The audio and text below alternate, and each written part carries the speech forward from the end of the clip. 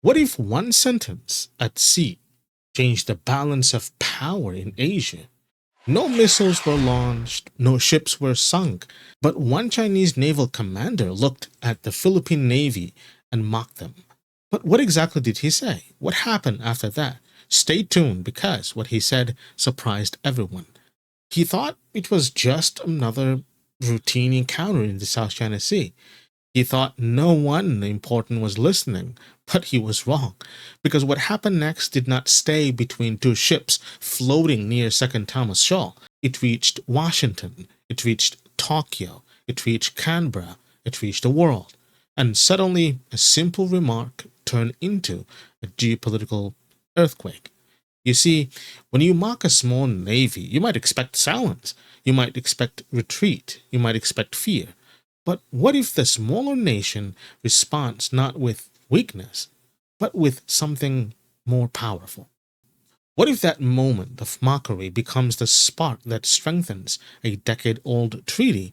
In geopolitics, arrogance can be expensive, but in this story, one sentence triggered consequences far bigger than anyone expected. So, how did a brief exchange in contested waters lead to stronger military cooperation, louder international support, and renewed defense commitments from the United States? To understand that, we need to go back, not just to that day at sea, but to decades of tension, competition, and unfinished history. And trust me, the deeper you look, the more shocking it becomes. To understand why that comment mattered, we need to go back not just a few years, but decades. The South China Sea dispute is not something that started yesterday. It's a story shaped by history, pride, and survival, one that has tested the courage of small nations against the ambitions of a giant. China claims almost the entire South China Sea through what it calls the Nine Dash Line. On a map, it looks massive, almost like it swallows the sea whole. This claim overlaps with the waters of several countries, including the Philippines, Vietnam, Malaysia, Brunei, and Taiwan. For China, these waters are about more than just territory, they're about national pride, fishing, energy, and strategic control. For the Philippines, it's about protecting what is rightfully theirs, the livelihood of fishermen, the security of their islands, and the principle that their waters cannot be taken at will. For decades, Filipino fishermen have ventured into these waters, sometimes risking their lives. They have faced confrontations with Chinese coast guards, been chased away from reefs they have fished for generations, and watched as sand and concrete transform once natural reefs into military outposts. These incidents are more than news stories. They're the lived reality of people trying to survive in the shadow of a much larger power. In 2013, the Philippines decided to challenge China legally. It was a bold move. Imagine a small nation with limited military power taking one of the world's superpowers to court. This was the Philippines putting its faith in the law, in international rules, and in the hope that fairness and justice could prevail where force could not. 3 years later, in 2016, the ruling came. The Permanent Court of Arbitration in The Hague sided overwhelmingly with the Philippines. It declared that China's Nine Dash Line had no legal basis under international law. The court affirmed that the Philippines had sovereign rights over its exclusive economic zone, including fishing and potential energy resources. Headlines around the world celebrated what it seemed like a historical victory, a small nation standing up to a global giant. But the victory was complicated. Beijing refused to recognize the ruling. China continued its island building and military presence, patrolling the disputed waters as if nothing had changed. The legal victory was real on paper. The waters did not suddenly become safe for Filipino fishermen. The islands that should have been peaceful turned into fortified bases.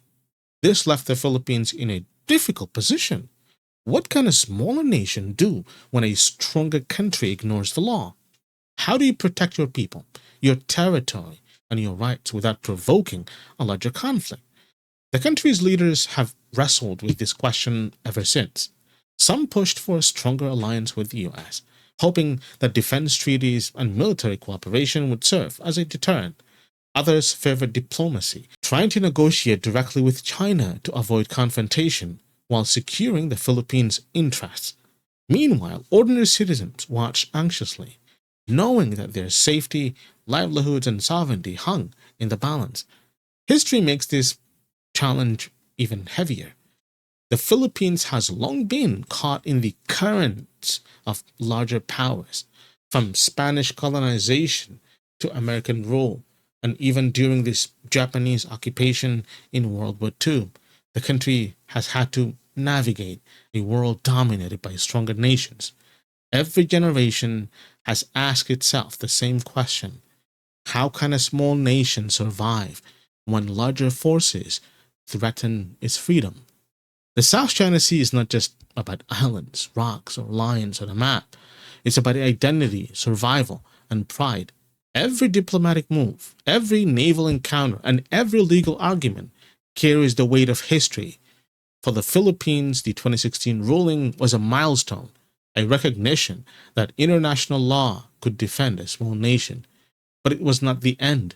China's refusal to comply showed that legal victories are only part of the story.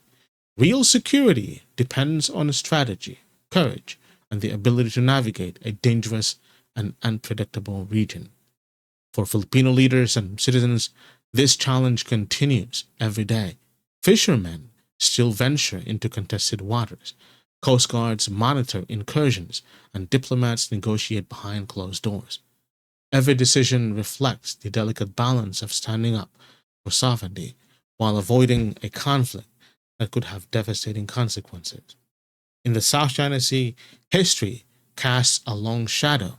It reminds the Philippines that the struggle for justice and security is ongoing, and that alone cannot guarantee safety, and that courage often comes in quiet acts, like a fisherman returning home safely after a tense encounter, or a diplomat pushing for peace in the face of overwhelming odds. The 2016 ruling may have been a landmark moment, but for the Philippines, the real test is not what the courts say. It's what happens in the waters themselves, every day, where the country's future and its pride continue to be written. Let's be honest. When you put the Chinese Navy next to the Philippine Navy, the difference is striking, almost staggering. China boasts the largest navy in the world by number of ships, with aircraft carriers, advanced destroyers, nuclear-powered submarines, and Coast Guard fleet that is massive and increasingly aggressive.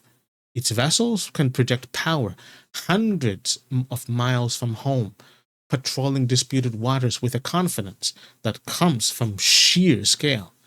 The Philippines, its fleet modest by comparison. Many of its ships are aging, some decades old. Modernization is slow, constrained by budgets and resources. One of the most famous symbols of the Philippine resolve is the BRP Sierra Madre, a rusting ship deliberately grounded in the Second Thomas Shaw. It's more than a vessel, it's a statement, a small nation willing to stake its claim with whatever resources it has. From a purely military perspective, the imbalance is obvious. So when the Chinese commander in the Navy, it wasn't surprising. To him, firepower spoke for themselves. A few small ships, aging patrol boats, a grounded vessel against a massive modern naval fleet looked like a mismatch. But here's a deeper question. Does size always determine the outcome of geopolitical confrontations? History suggests otherwise. Vietnam, for example, resisted much larger powers. During the Vietnam War, it fought against a superpower with unmatched military might. Yet through strategy, resilience, and knowledge of local terrain, it held its ground. The Philippines is not without tools of its own. Beyond its fleet, it has strategic advantages that China cannot easily dismiss. Geography plays a role. Its archipelagic nature, hundreds of islands, coastlines, makes it difficult for any invading force to dominate quickly. And it has allies. Most importantly, it has a treaty ally in the US, whose defense commitments give Manila a significant strategic cushion. This alliance is more than a promise on paper. It allows the Philippines to engage in joint exercises, acquire modern equipment, and plan defense strategies in coordination with a global power. In practice, it acts as a force multiplier. A small navy doesn't need to match the size of a superpower if it can operate smartly and with support. The underdog narrative is not just about weakness, it's about creativity and determination. It's about using the tools you have in large scale in ways larger powers cannot anticipate. It's about making every small act, a grounded ship, a patrol in disputed waters, or in The Hague, count toward a bigger strategy. And make no mistake, the world notices underdogs who persist. A nation that refuses to be intimidated, that finds clever ways to defend its rights and protect its people, earn respect and sometimes even leverage. China may mock numbers, but it cannot easily dismiss resolve or legal victories. For the Philippines, the story is clear. It may be smaller, its fleet may be modest, but it has options, it has strategy, it has history on its side, and it has allies.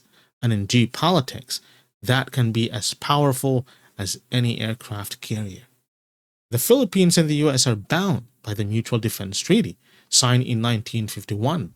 For decades, it existed largely in the background, a quiet guarantee of protection that few outside government circles paid much attention to. But in recent years, the treaty has returned to center stage. Rising tensions in the South China Sea, territorial disputes over the Spratly Islands, and repeated encounters between Chinese and Philippine vessels have brought the decades-old agreement into sharp focus. American officials have made increasingly explicit statements regarding Philippine security.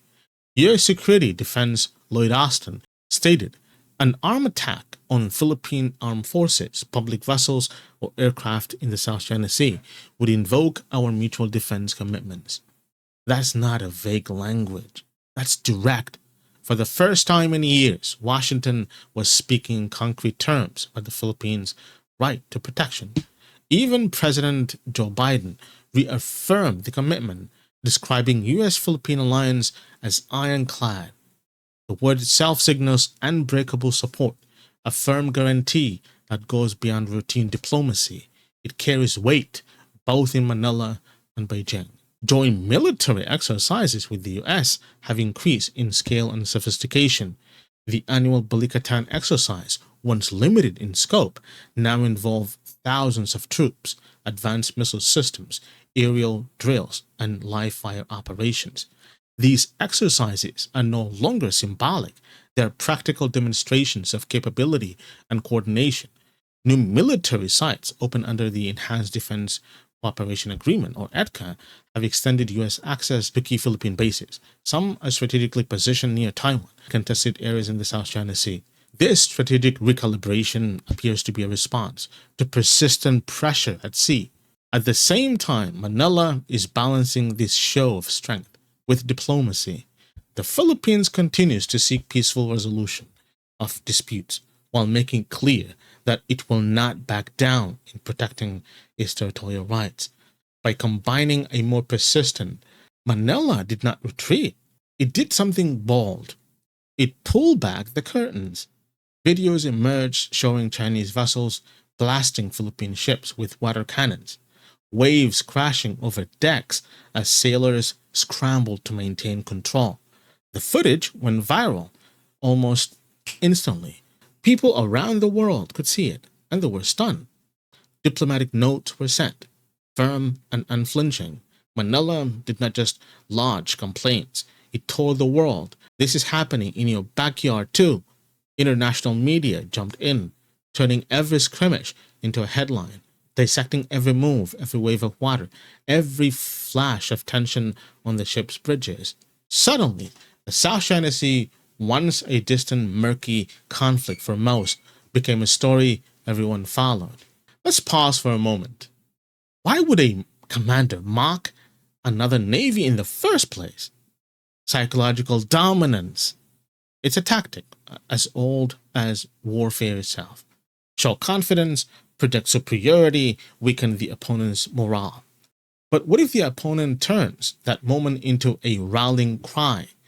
In the Philippines, public sentiment hardened, national pride surged. Political leaders across party lines emphasized sovereignty. Instead of intimidation, the comment became motivation. And in geopolitics, morale matters. Now let's talk about the most important thing. This is not just about one comment, it's about the balance of power in the Indo-Pacific. The South China Sea carries trillions of dollars in global trade every year. Energy routes pass through it. Fisheries sustain millions. Control of these waters means influence over global supply chains. China sees it as a historical territory. The Philippines sees it as a sovereign right under international law. The US sees it as a matter of freedom of navigation. Three different perspectives, one stretch of water. So, what happens next? No one truly knows. But one thing is clear, smaller nations today are not as isolated as they once were. A mocking remark that might have gone unnoticed decades ago now echoes worldwide within hours. History teaches us something powerful. Empires often underestimate smaller nations, and smaller nations often adapt in surprising ways. The Philippine Navy might not be the largest fleet in Asia, but it operates within a framework of alliances, legal victories, and growing public support. In modern geopolitics, strength is not measured only in ships and missiles, it is measured in legitimacy and resolve. And sometimes a single sentence can change the trajectory of regional politics. The Chinese commander may have believed he was speaking from a position of dominance, but the aftermath showed something deeper. Power today is not just about who has the biggest navy, it's about who has the world watching.